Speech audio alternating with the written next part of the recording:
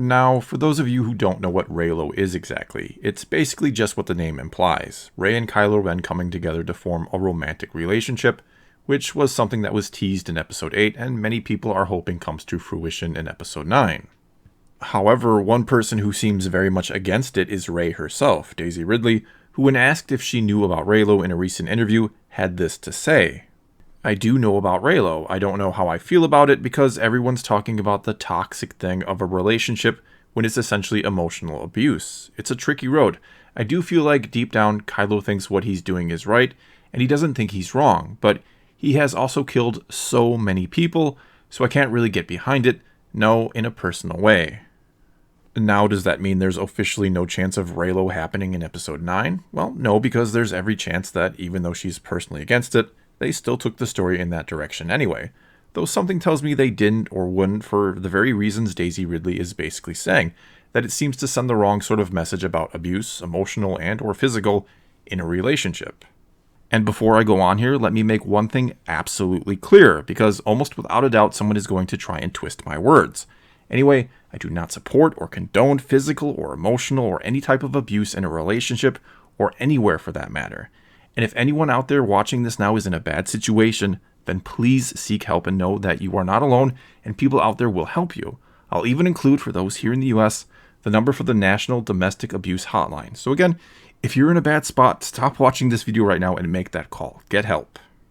And with all that being said, and with all due respect to Daisy Ridley and her beliefs against domestic abuse, beliefs I and every other decent human being on the planet share, and to anyone who has suffered through it, this is just a movie. If Rey and Kylo Ren end up together in Episode 9, it wouldn't be any sort of endorsement for domestic violence or abuse.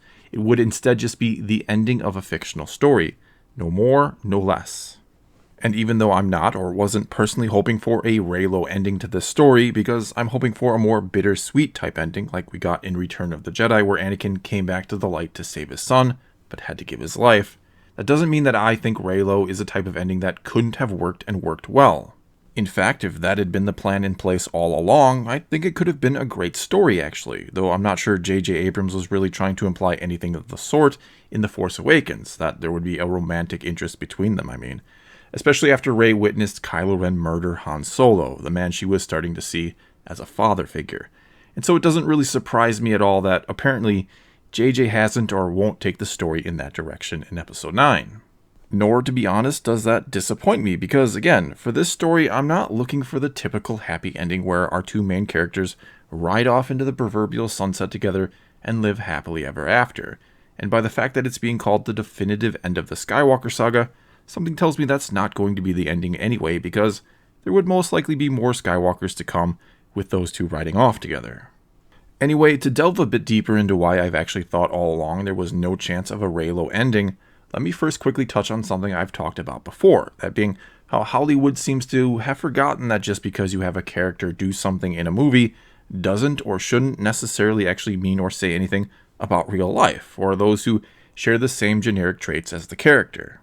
For example, just because Rey can do incredible things doesn't mean all women can do those very same things. The same way Superman doing incredible things doesn't mean all men can do incredible things. Or the same way that just because Iron Man or Tony Stark is a genius doesn't mean all middle-aged white men are geniuses too. In fact, anyone who said he was somehow empowering to them because they looked like Tony Stark, well, that person would immediately be labeled as sexist and racist. So saying Rey should be an empowering icon to women just because she can do all these amazing things is really missing the point. Because she, like Iron Man and Superman, are fictional characters with incredible out-of-this-world powers or level of intellect in Tony Stark's case, and it's not that aspect of them that we can or do relate to, but rather it's their very human flaws, failures, and shortcomings, and the way they overcome them that we can relate to and be inspired by. And quite honestly, what the character looks like should actually be completely irrelevant. A well-crafted hero in a fictional story should be able to inspire anyone. I should just as easily be inspired by Rey as a woman could be inspired by Luke. Anyway, then there's kind of the reverse of this problem, I guess you could say, which is what's going on here with Reylo. That being that just because Rey falls for a guy that maybe she shouldn't, or certainly shouldn't if she were a real person, doesn't mean all women or any woman should fall for a cold-blooded murderer. The message isn't that we should forgive and fall in love with someone who has done truly deplorable things. It's that we can or should see past the worst parts of a person, that we are far more than the worst things we have ever done. It's about looking for the good in people rather than focusing on the bad.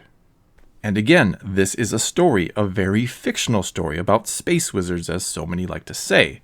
And stories are far more interesting when the stakes are high and when the actions of the characters are grandiose, even when it's on the negative side. If the worst thing Ben Solo had ever done in his life was steal Luke's speeder one night and go joyriding with some of the other students from the temple, and he crashed and a couple of the students got some scrapes and bruises, and Luke yelled at him for it, and then Kylo got so upset he fell to the dark side, well, no one's going to care about this story or what becomes of Kylo Ren. There'd be nothing interesting or provocative about a possible Rey and Kylo relationship. And there'd also be a lot less interesting fan art online. But seriously here, filmmakers shouldn't have to worry about doing certain things with their characters in films because they're afraid it'll be interpreted as them condoning bad behavior, if you will. An artist shouldn't have to fear a Twitter mob forming over what is clearly fictional or meant strictly as entertainment. For example, if Rey and Kylo Ren did end up together, those making the movie shouldn't be afraid people will somehow come to the conclusion that it was okay to have been abused by someone and still fall in love with them, because it's just a movie.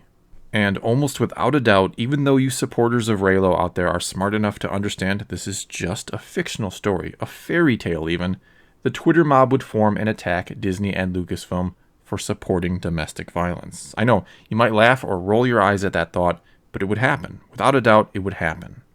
And no, I'm not saying fear of backlash is the only reason they didn't go this route with the story. It may be as simple as them not feeling that's how the story should go, which is fine.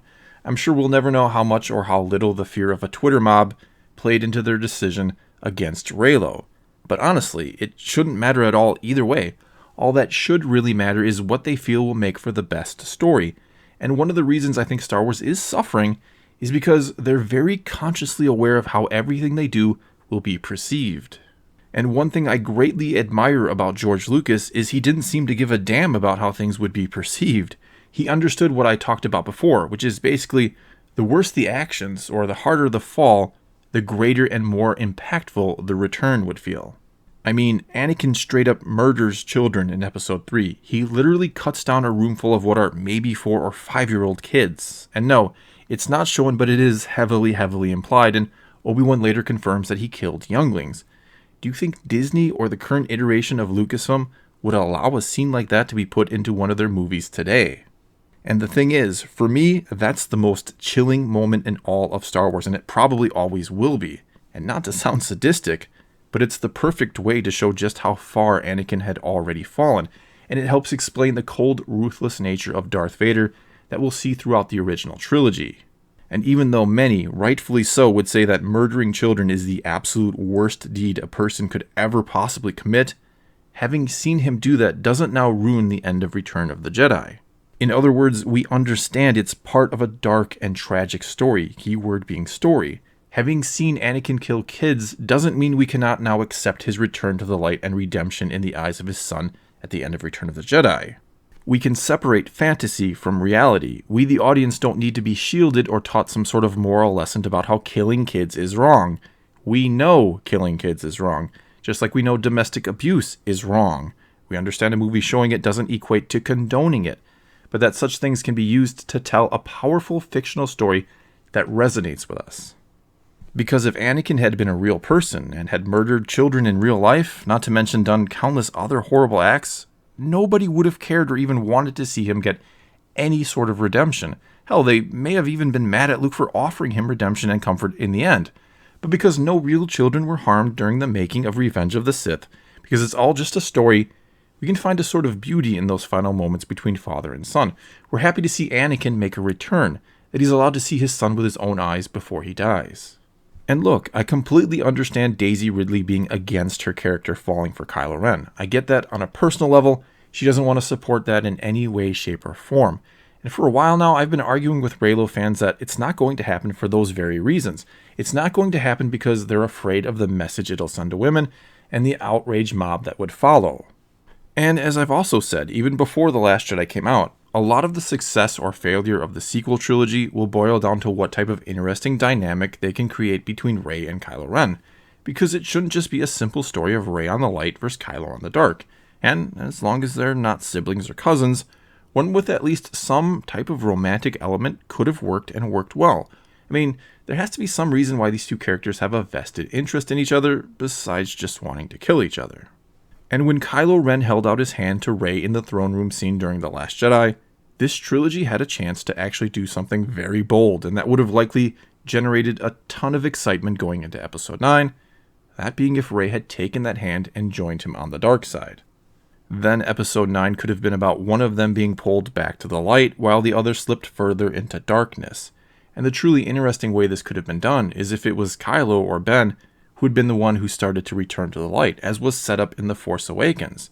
And it's Rey that slips further and further into darkness. And then the final battle between them is Rey, who we already know can beat Kylo thanks to The Force Awakens, is now trying to kill him, while he's just trying to save her. And he ultimately gives his life to do so, which would be a complete flip of the script from Return of the Jedi. And sure, maybe you don't like that idea for the story and you think it's cheesy or too sappy, but at least it's different. At least it's taking real risks with the story and characters. Because right now we're basically in the same boat going into Episode 9 that we were going into Return of the Jedi. It's all a matter of how the First Order will ultimately be defeated, and if Kylo Ren will be saved or destroyed, and hell, it looks like we're even going to have Palpatine in the mix again. Though, yes, there's every possibility Episode 9 might do something unique and different to make it feel totally different from Return of the Jedi, and I hope it does. But if they don't take any risks with Rey in this movie, I still think there's every chance it'll fall flat no matter what else they do. In closing, what I've really been trying to say here is that I wish they'd just throw caution to the wind with these stories and not care what a few people on Twitter, who aren't even Star Wars fans, will think. I mean, it feels like they're far more worried about making Rey a Star Wars princess than they are in telling the best possible story. It also feels like they're very much trying to sidestep anything that might set off any type of controversy. And if those are their top concerns, it's very much going to limit what they can do with the story. Well, that's all I've got for you this time. Now it's your turn to tell me what you think about Reylo likely not happening, and if you think there's a real problem with Hollywood not being bold in their storytelling anymore because of the fear of backlash. Either way, leave a comment below and let's talk some Star Wars. And until next time, thanks for watching.